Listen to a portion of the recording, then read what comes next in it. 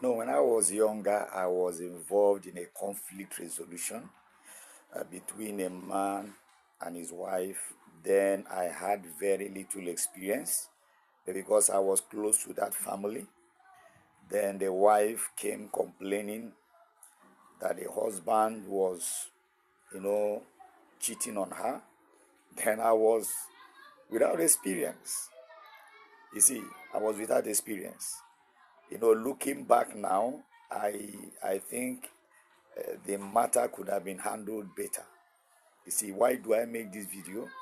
Is to let you know that when it comes to conflict resolution between parties, it is very, very important that you don't listen to only one party.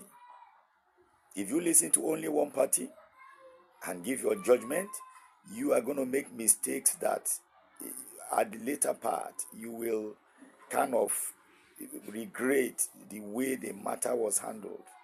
Yes, don't ever listen to only one party. If it's a woman that came to you first, after listening to her, make sure you listen to the other party. Maybe she came to report her husband. Make sure you give the husband the same audience you gave to the wife. If it was a man that came first, make sure you give the wife the same audience you give to the husband. You see, it's very important in order to balance your judgment and make sure that the matter is properly resolved. There are important steps, in trying to resolve any kind of conflict, maybe conflict in marriages. There are important steps. One of them is to make sure that you create a safe atmosphere to listen, to hear, a private atmosphere to hear from the parties involved. If it is two parties, husband and wife, create a safe atmosphere to listen to them.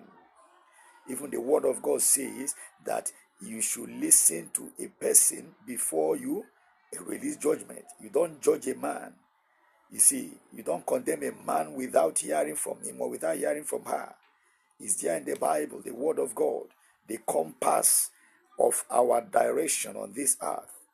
You see, so there must be a safe atmosphere to hear from the parties involved.